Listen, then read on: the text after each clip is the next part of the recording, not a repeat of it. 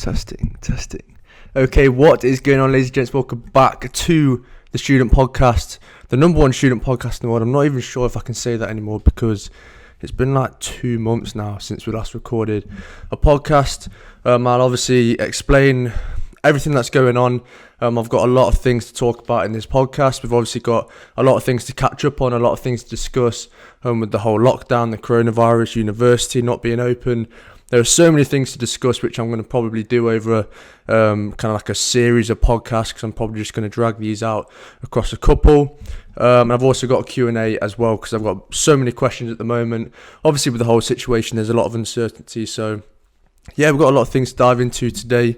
Hello, everyone. Welcome back. It feels strange to be sat speaking to a podcast mic because I've been so used to the kind of vlogging style of things at the moment. And kind of like the fast-paced filming and not really sitting down for a prolonged period of time speaking to a camera. But yeah, it's good to be back. Nice to sit down and kind of chat away rather than just kind of speeding through a video and discussing things quite quickly. I thought I'd just sit down and discuss things at a more lengthy, is that the right way of saying it? A more lengthy conversation, discussing things so you guys can get more of an insight into kind of what's going on in my life. And me answering some more questions. So yes, there's been a lack of episodes, obviously.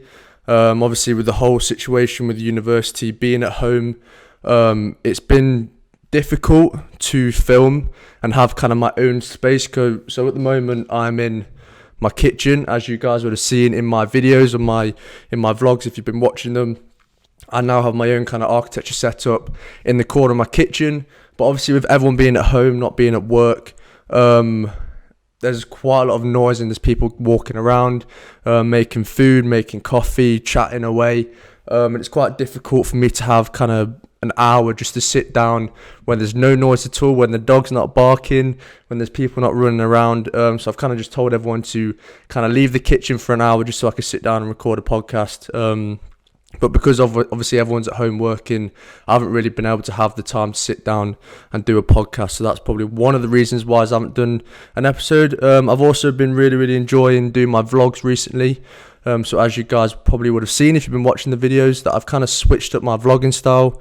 So they've kind of obviously gone more towards architecture. So I'm showing more of my architecture work now. I'm showing lots of examples of my work and talking through the processes and that kind of thing and answering questions along the way. And I'm also obviously sped up the vlogs, so they're quite fast paced. Some of them are like 5-6 minutes long. So I've been really enjoying doing those videos, and so I just really haven't had the chance to sit down and do a podcast because I've been enjoying doing the videos every Wednesday and every Friday. This week I didn't do one on Wednesday, just purely down to the fact that I've just been so unbelievably busy because we're now getting into like the latter stages of third year, which is absolutely crazy. So in like a month, 2 months, I'll be completely done with my part one, so I will no longer be an undergraduate student. And I will be leaving university to go into some kind of job, hopefully. Obviously, depending on the situation, we don't really know what's going to be happening with jobs, etc. So yeah, I've been up to a lot of work recently, working really hard. I've been doing like 8-10 hour days. Crazy. I haven't really slowed down. So a lot of people, since going into lockdown, this is something that I'll discuss as well. Obviously, there's been a lack of motivation. People haven't been so productive being at home. Obviously, I'm very lucky to have my own working space and kind of replicate the kind of university environment back at home.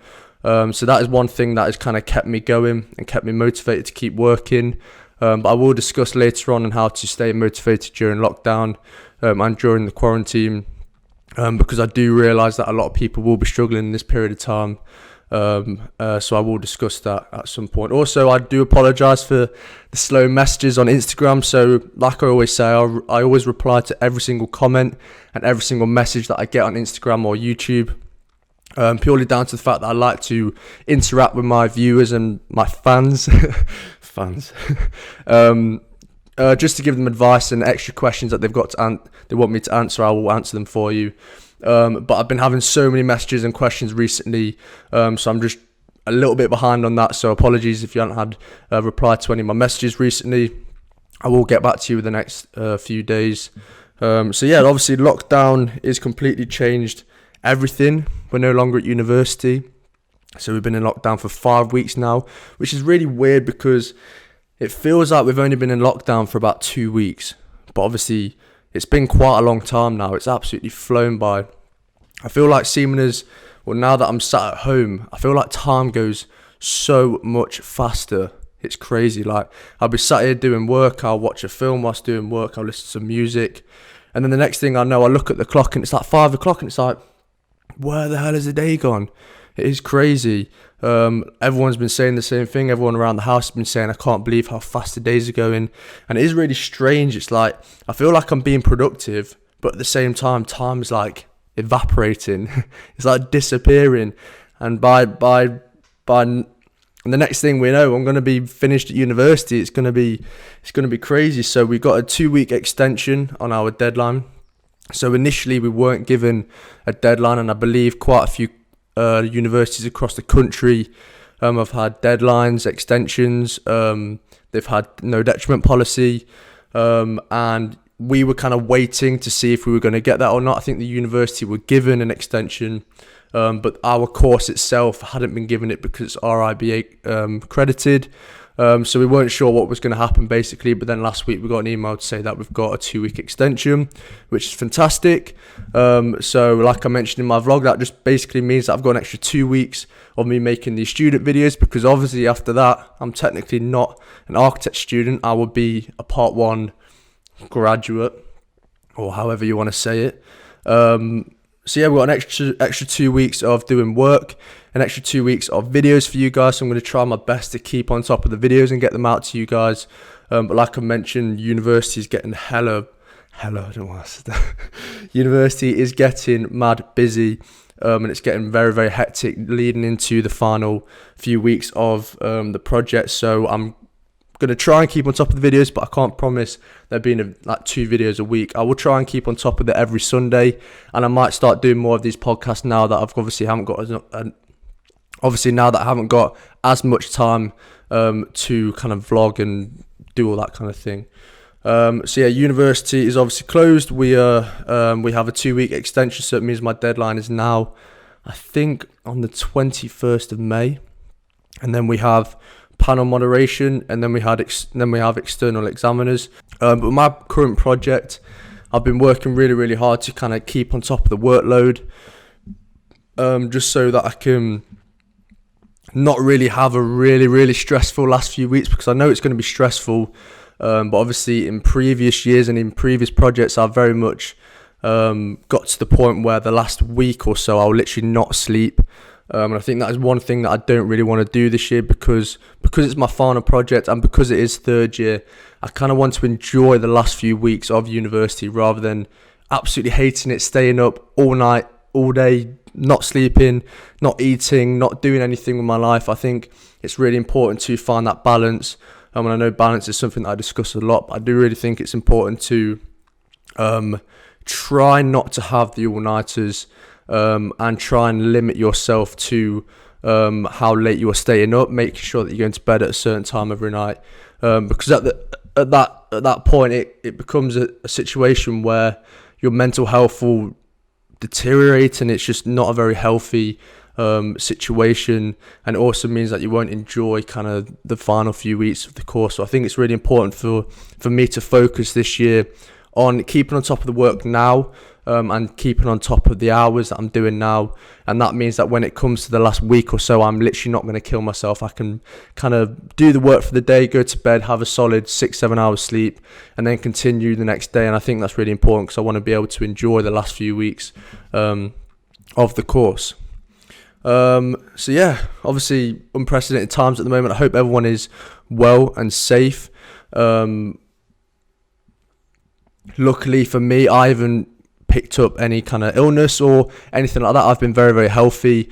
To be honest, I don't know how I would be able to pick up anything, because I've literally been sat at this desk most of the time, or sat in the garden, because the weather has been absolutely unbelievable. I think today is the hottest day of the year so far. It's like 20 degrees outside.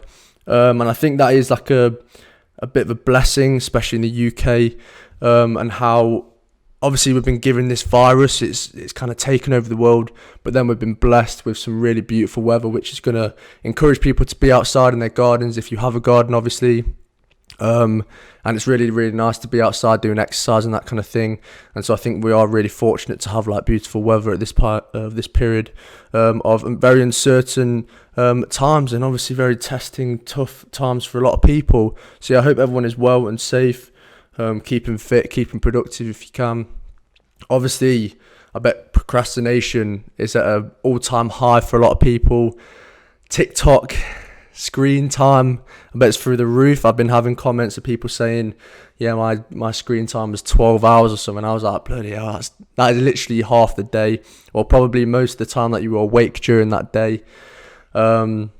So yeah, I think I got up to like 6 hours or something, which I thought was just too much. I was like, right, I've got to stop. But then, to be fair, my screen time on my laptop and on my PlayStation is probably through the roof as well, because I literally just sit here all day, every day, looking at these two screens. I've currently got Guardians of the Galaxy Volume 2 up on the screen. So ever since Disney Plus came out, I have literally been binge watching Marvel films.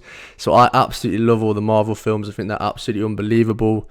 And I think I've got through all of them but this last one, which is Guardians of the Galaxy 2. So usually a normal person would watch kind of a series or a set of films in order, because that would make sense. But me being me, I watched them in the completely wrong order. So what I did, I started with Infinity War.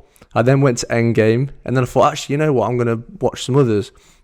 I then watched Iron Man 3, and then I went to Iron Man 2, and then I went to Thor 1, and then I went through all the Thors, went through all the Captain Americas, and I went back to Iron Man 1, and now I'm on Guardians of the Galaxy. I've Doctor Strange. Honestly, I've been all over the place. But I think that's really important when someone, or when you are working and when you are doing work. I think it's really important to have something at the same time that is going to keep up and maintain your enjoyment whilst working. So for me, I love to have a film on, and I'm lucky to have two screens so I can set that up, and then also having music on as well, which is something I love to do.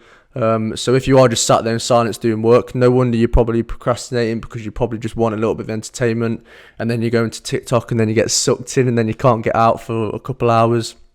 So maybe you just have some music on, or watch a film whilst you're doing work, and watch a film that isn't going to distract you as well, because I think that's important, because you can very much sit there and have a film on, and then you can get really drawn into the film, and then you end up not doing any work. So I usually put on a film that I've usually already seen before, just as a bit of background noise and just to keep me entertaining and me so I don't get bored. So yeah, that is currently what I'm doing at the moment. So at the moment with university, with my project, so what, for our submission, we've got to do a tech portfolio, a portfolio to show kind of design development and all that kind of stuff, like the design side of things. We then got to do a video presentation, which will be a 10-minute presentation. And then we have to do kind of these presentation boards. I think it's called a triplet or something. Please, someone comment down below if that is correct. Triplet? What's it called? Basically, 3 panels of work in a row. So it's triple something, basically. I've also got a really squeaky chair, so apologies if you can hear that. So they're like the 4 things that we have to do for our submission. So I think I'll be fairly comfortable doing the video presentation, because I'm quite used to editing videos and filming and sitting in front of a camera and everything because of YouTube. And I did kind of like a rough one for my interim review, which you guys would have seen on my channel. If you haven't seen that, go check that out. But at the moment, the one thing that I'm not so great at, and the one thing that I really do struggle with in architecture, is all the technical side of things and the detail side of things. So what I've done at the moment is I've kind of allocated myself the next week or two to make sure that I nail the tech portfolio, because I don't enjoy it as much as the design kind of thing, and I don't know it as well as the design side of things. So I wanted to make sure that the tech portfolio was completely done, finished to the best ability, and make sure all the drawings are correct by something like next week or the week after, which means that I can spend the last 2 weeks of the project doing all the fun things that I enjoy, all the design portfolio, the video, everything. And that is kind of how I'm going to set out the last few weeks of the course, making sure that I can really nail the technical things, because I don't really want to put all my effort into the design, get a decent grade on that, but then within the tech, that bring me down. So I want to try and be pretty good across the board. So I'm going to really try and focus on my tech within the next week or so, which will then give me the last few weeks to really enjoy myself with the design and give myself some time to play around with the visuals and representing the work to the best ability, and to make it look as professional as possible. So maybe if you do have strengths and weaknesses within architecture and within your projects, maybe it's important to prioritize some work and start planning and scheduling to make sure that you have enough time to kind of nail the things that you're not so good at, and so that you can kind of make sure that you get those things done to your best ability. And because it's the worst thing when you've got a marking criteria with, say, 25% of design development, 25% of research, professionalism and technical, and you really nail your design development, but however it's not very professional. And I think it's really kind of demotivating if you've put in so much work into something, but you kind of forget a couple things on the marking criteria, and it can really knock you down. So I think it's really important to look at the marking criteria and make sure that you cover everything, and also schedule around that to kind of work towards your strengths and weaknesses, to make sure you cover everything across all of the marking criteria, so that you don't miss anything out, or you don't drop too many marks on something that you're not so comfortable doing or you're not so good at. So that's what I'm kind of doing and tailoring my work at the moment towards getting this tech portfolio done, and then I can focus on the design things that I've currently really enjoyed doing. God, my throat is already going. So whenever I do, that's nice actually. So for listeners, I've just had a couple sips, if you didn't know what that noise was. So yeah, whenever I do podcasts, my throat gets really sore because I speak so blooming quick, and I try and get so much information out into a podcast as humanly possible, but I just need to slow down because I can already feel my voice going, especially seeing as I haven't done one in 2 months. I need to slow down. Right, so that is pretty much where I'm at the moment with the lockdown and university and my deadline. So I thought I'd dive into a Q&A. So recently you've all been absolutely killing it with the questions, phenomenal questions, really testing me with my answers on my Instagram. So recently I've been really pushing my Instagram and my studio Instagram. So if you're not following my studio, it's Tom Rowe Studios. I'll put it on the screen for you. Which I've really been pushing for the architecture and introducing more of the lifestyle side of things.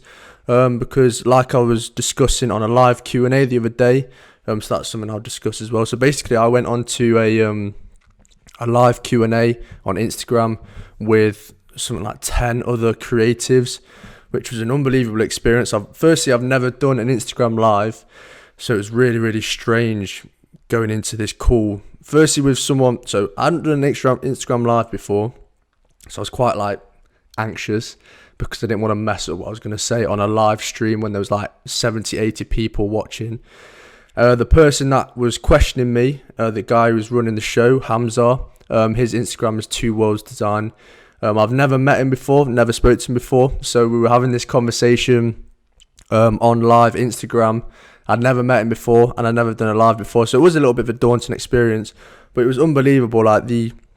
He had planned out 10 creatives, or maybe more, and we all basically had a time slot throughout a 2-hour period, and we all had a question or two each, and then he invited us into the call. We had 5 or 10 minutes to answer the 2 questions, have a bit of discussion, and it was really good. And it was kind of one of them moments where obviously at university, the architecture and the student community is quite strong in university. And obviously being in lockdown, we haven't really had the opportunity to create that kind of community and that studio environment. So when we were all on this kind of Instagram live, all of us together and discussing all these things, I think it was a moment where we were we've got a really strong community and really strong architecture community if we kind of put our minds to it, and if we kind of keep in contact with people. So it was really nice to kind of be part of that community. So if you want to check out his Instagram, it's Two Worlds Design, I hope I'm not getting that wrong. And there's also other information on my Instagram as well, which can lead you into that. And I think he's done a YouTube video with all of the questions together. So if you want to see that, I'm sure that'll be on his YouTube somewhere. So yeah, that's what I did on Wednesday, and we got some unbelievable questions. And yeah, I don't know why I went off on that tangent. Anyway, so let's do a Q&A. So we've got a couple questions here. Some of them I've already kind of answered on my Instagram story yesterday, but I thought I'd elaborate on some of the questions because I thought they were quite interesting, and I didn't really answer them to the full capability on the Instagram story, because obviously you are limited to like 10 seconds or whatever. So the first question being, from 0 to 10, how important is it to know how to sketch to study architecture? I think this is a really interesting question because there's a lot of mixed answers to this, and there's a lot of ways around this question. I do get asked this a lot about drawing and going into architecture. A lot of people going into architecture might not have a creative or a drawing kind of background, so they are quite worried if they can study architecture, or if they're capable, or if they can even get into the course. But personally, I think from 0 to 10, I don't think you can really say from 0 to 10 because different universities are different, and the courses are different. But I personally think that though drawing is very, very important in architecture, and it's something that all architects essentially can do to some level, I don't think that you definitely need drawing, because architecture has become very computer aided driven now, because it's very efficient, it's very fast, it's very easy. It can save you so much time and effort. Not a lot of firms don't use CAD softwares. So if you have really good computer skills, or you develop really good computer skills throughout the course, I think you will be fine in getting a job and becoming an architect personally. But then I would argue that sketches for development and conceptual sketches are very, very important and can show a very different type of kind of diagram and sketch to what the computer can generate, if that makes any sense. So during university, you will go through many stages of design development and design process and conceptual sketches and diagramming. And there's obviously different ways to represent those diagrams and those drawings. You can do them by hand, you can do them by the computer. But I think in those stages, it's really, really important to use a pen, a pencil, a bit of tracing paper, a sketchbook, to make sure that you can be as creative as humanly possible. Because I think the one problem with computers is that they can hinder your creativity because they're very much straight lines. So on AutoCAD, you draw a straight line, and they can very much limit you to what you can do. So I think sketching and building up sketching is very, very important, but at the same time, I don't think you exactly need it. And also throughout the course, like anything, practice, and you can do it. So throughout the course, they will teach you different methods and ways of doing sketches and different types of drawings that you can do, both computer-based and by hand. And essentially, if you just keep practicing and learn different ways of representing ideas, I think you can become a decent sketcher throughout the course. So maybe if you don't have many sketching skills before studying architecture, I think you will be okay once you get into the course and you build up those skills. And you can also substitute some things for computer stuff, and you can even trace some things, and that is a good way to show some diagrams. So maybe you've done a model, a SketchUp model, or a Revit model, or a Rhino model, and then you want to kind of make it look a little bit more sketchy and diagrammatical. You can print that out, screenshot it, print it out, kind of draw over it with some tracing paper, and that way you can make those kind of drawings and things look quite sketchy and diagrammatic. But I do think drawing is very important for the initial stages of a project to explore concepts and ideas, but I don't think you exactly need to be a really good drawer to be an architect, essentially. So you can answer that question in so many different ways, and it'd be interesting to get some other perspectives from other students or architects out there that kind of think maybe differently or similarly. I don't know. But anyway, that's my answer to that question. Question number 2, are you planning to apply for Bartlett for part 2? So when this person asked me this question, it hadn't really crossed my mind to apply there.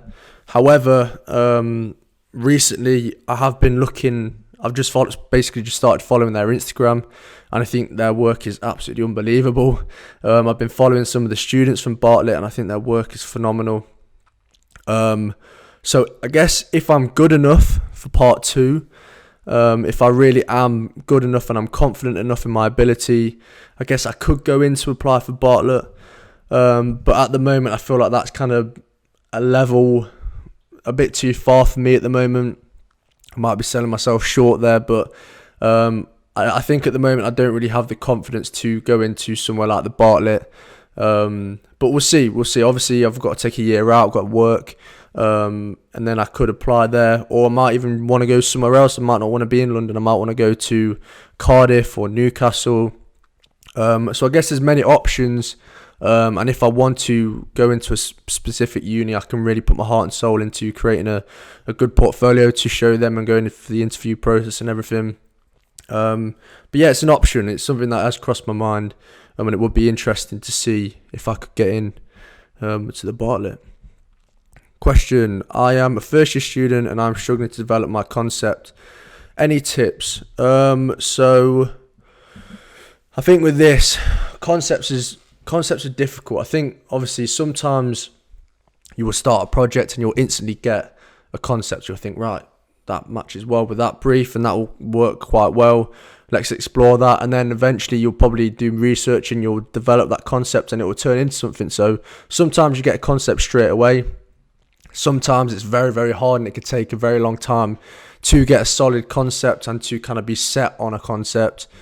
So something I'd say is maybe if you're struggling, you might be forcing a concept. So maybe you have a concept that isn't quite working for the brief, or you just can't exactly get it going. Maybe you're forcing it and that is something that you don't want to do.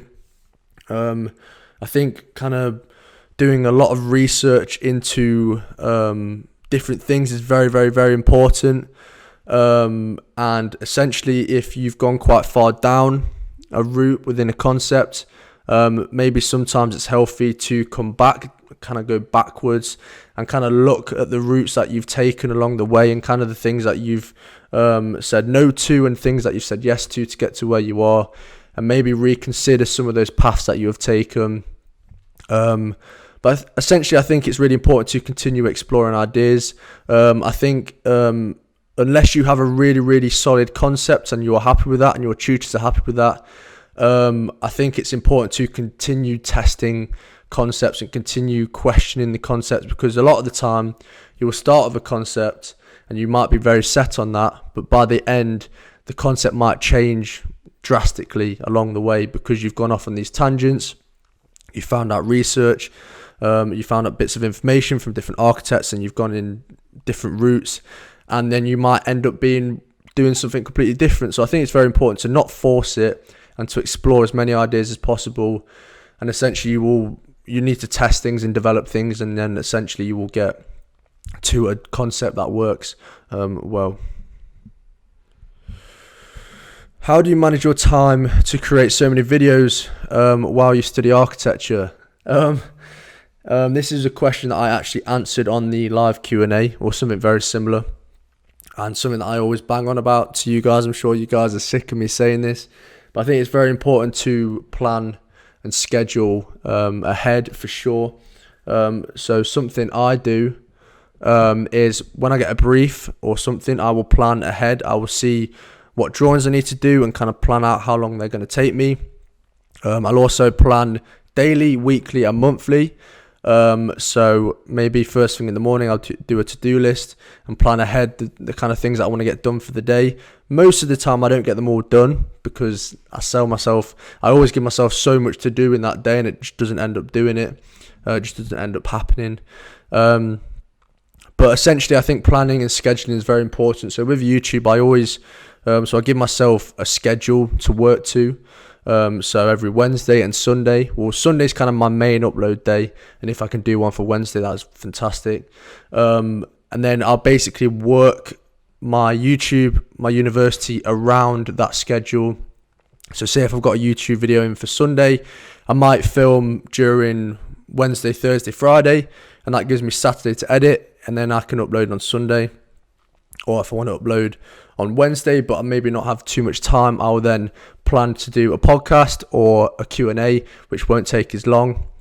I'll also plan out titles of videos and what I want to discuss in those videos to save me time, and then I kind of know what I'm filming. And also another thing is that when I'm filming my work, essentially I'll just pick up the camera and film what I'm doing. So I'll be working away and I'll just film it, and that will only obviously take an extra minute or 30 seconds to film what I am doing. So there's definitely ways to continue uploading and filming things. Obviously it's a little bit difficult with the quarantine at the moment. There isn't that much to film, so I don't want to put content out there that I'm not happy with. I think the important thing is to keep on top, plan ahead, schedule out, and essentially a lot of the time I will not film a video last minute because I'll usually be a couple of days ahead with videos to make sure that I can put some effort into the editing and make sure that they are to like the best ability to upload on those dates. Which 3D software do you think will be the future of architecture? So this is interesting as well, because there's obviously so many softwares out there that have their own pros and cons and that are useful for different things. So there's obviously things like AutoCAD, SketchUp, which is very sketchy, funnily enough, SketchUp, yeah, which is very fast, quite efficient, just very quick, very easy to pick up. And then there's obviously AutoCAD, which is very easy to pick up and gives you your line weights and your scaling and everything. And then there's obviously Rhino, which is more of a 3D modeling. And then there's Revit, which is a lot more in detail, and you can plug in a lot more information and you can extract a lot more information. But I think there isn't necessarily one software that would be the future of architecture. I think the important thing is a combination of softwares. So I think a combination of, say, a Revit model with plugins from Rhino. So say you've got a Revit model, but there's some things that you can't do too much detail on because they don't have the capabilities of modeling, that kind of thing. You might do something in Rhino, which would be a lot more detailed modeling, and then import that into the Revit model. And then you might export drawings from Revit into AutoCAD to clean them up and add labeling. And then you might export your DWG from AutoCAD into Illustrator, add some more details and change the line weights, clean it up a little bit more. And then you might import it into Photoshop to add shadow, to add material, to add context. And then you might import that into InDesign to set up some form of book portfolio. So I think there's a process behind the softwares that you use, and I think a combination of softwares is really, really important. I don't think there is necessarily one software that would do everything for you. Though Revit is kind of getting there, and it's very, very popular software, and a lot of firms at the moment are using it. And I know you can't necessarily work for a lot of places unless you know how to use it. But I definitely think a combination of software is really, really important. Like I mentioned with Illustrator and Photoshop, even like the Adobe Suite, like those softwares are very, very important within architecture and making things look realistic. There can be a massive difference between a 2D kind of black and white like floor plan drawing, and then as soon as you put it into Photoshop, start adding shadows, everything else, it can completely change the dynamic of the drawing. It can completely change everything about a drawing. So I think it's really important to just combine all different types of softwares. And if you are a student, I think it's just important to test as many softwares as possible whilst you're at university, and build up as many skills as possible, so that when you go into a practice and they ask you what you can and can't do, you can kind of work your way around that, and you can build up those skills that you might have already learned while studying.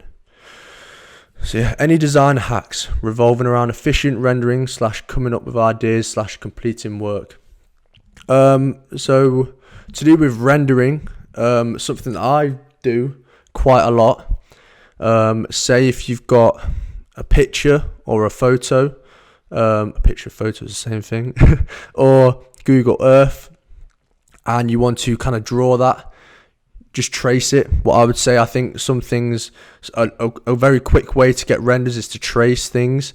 So say if you create a 3D model and then you export that and then you put that onto some context, and you can trace pretty much the context very roughly. So I've literally just ordered a Wacom, if I show you this, a Wacom drawing tablet, to pretty much do exactly that, to start tracing, start adding some more hand detail into Photoshop and that kind of thing. But design hacks are all around efficiency. Maybe if you've got some initial design development and sketches, you can maybe 3D model them quite quickly in something like SketchUp, and then kind of switch on, I don't know, shadows, switch on materials if you want to do material testing, and then you can kind of screenshot that, print it off, draw over that, add shadow in. And I think that's a quick way to make things and make ideas a little bit more realistic, to maybe show volume, to show 3D elements. Quick things like SketchUp is really good. And then design hacks, I think just tracing is kind of the main thing that I would advise people to do for sure. And then also kind of storyboarding, planning out how you want things to look.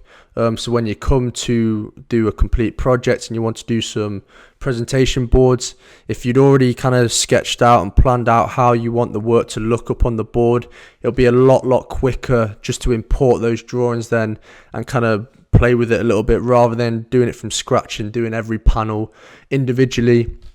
I think it's quite important to kind of set up your ideas and the way you want to represent the work to begin with, and then you will find it much quicker putting together the panels, and you can kind of follow the similar graphics throughout, and you'll find it a lot more quicker and efficient to do it that way. How do you deal with mental health issues that come with architecture? So something I saw someone discuss the other day, I think it's really important to obviously firstly make sure your mental health comes first. So this is something I've done not so greatly before myself, is I've very much put university first and my work first, and it's got to the point where sometimes my mental health will be seriously damaged by that. But I think essentially whatever we do in life, how much work we've got, I think it's really important to put our mental health first. But obviously along the way you will build up issues alongside the workload and the stress and the anxiety along with the course. But I think the important thing is to maintain relationships with families, with friends, maintain relationships with hobbies, and to make sure that you are doing things that are going to take you away from the working environment, to forget about work for a brief period of time.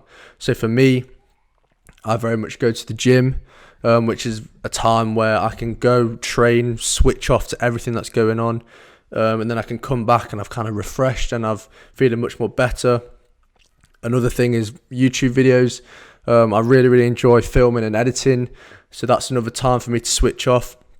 However, that is a little bit different because I'm filming my work at the same time. So I'm obviously then doing work, then I'm filming it, then I'm editing my work. So that's a little bit different. But I think essentially me doing exercise and going to the gym is really important for my mental health. Being outside, giving yourself breaks throughout the day. So recently what I've been doing is every hour or so whilst doing work, I will then go outside for 5-10 minutes, walk around, stretch or whatever, just so I don't ruin my back being sat on this desk and this chair.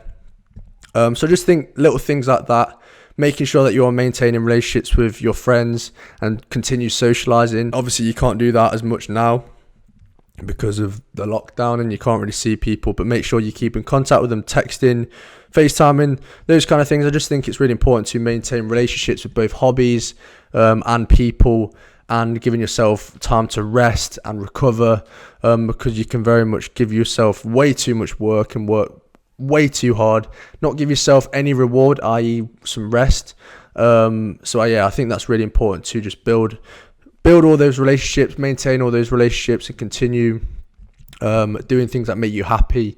And maybe exercising is just a really important thing as well.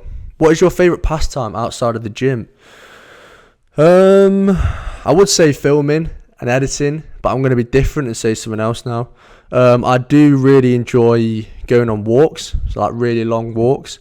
So you might have seen in some of my vlogs, me and the family will go out to Derbyshire or Sheffield or whatever and do like a full day of walking. So we'll do like 4 or 5 hour walks. So there's that end of the spectrum. Or the other, I love sitting in watching movies. I love doing that because I think that's also, for example, another time for me to just sit there, watch a film and switch off from architecture, switch off from YouTube, switch off from everything that's going on, and kind of just have this sole focus on watching this movie. So I think that's another thing that is really important for my mental health, and also passing time outside of university and the gym.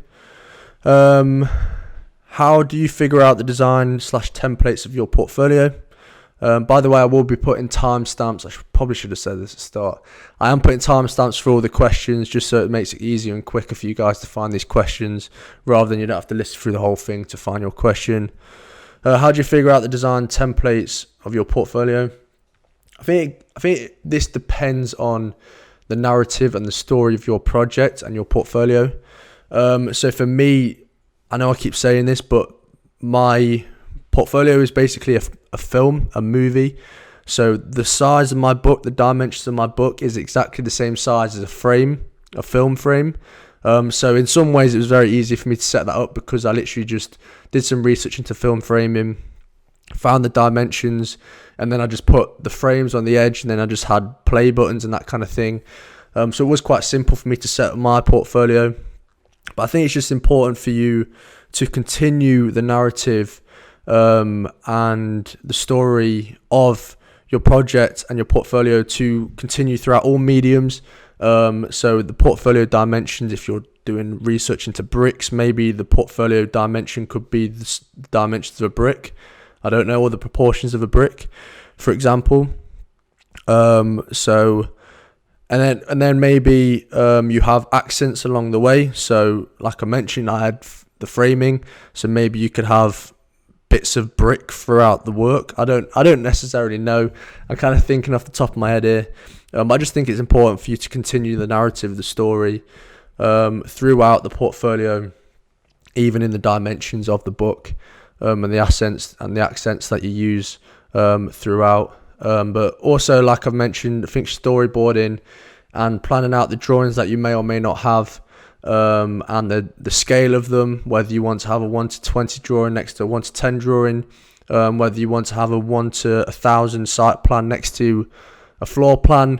I think those kind of things, those kind of drawings, and how much space they will take up, planning that out and kind of sketching out how that would work all together, will also begin to create some form of template around your portfolio. So maybe if all of your drawings are all landscape and pretty long, maybe you want a double landscape book so that you can have your drawings running throughout. Or if you've got portfolio drawings, and you probably want your portfolio to be portrait. So there's many things to consider, but I think they're the kind of basic things to begin you forming some kind of portfolio.